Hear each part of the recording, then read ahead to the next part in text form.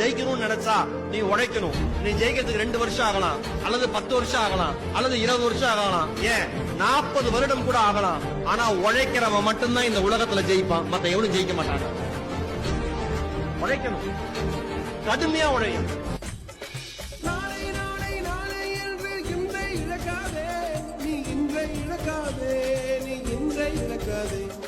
இன்றை விதித்தால் நாளை உழைக்கும், அதை நீ மறக்காதே.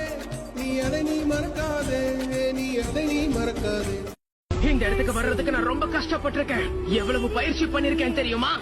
பலசாலி ஆகணுங்கிற ஒரே குறிக்கோளோட தனியாகி இருந்து பயிற்சிக்கு எடுத்திருக்கேன். என் கனவு நினைவாகணும். அப்படி நடக்கிற வரைக்கும் முயற்சியை கைவிட மாட்டேன். யாருடைய தயவுலையும் வாழ்றது எனக்கு பிடிக்காது.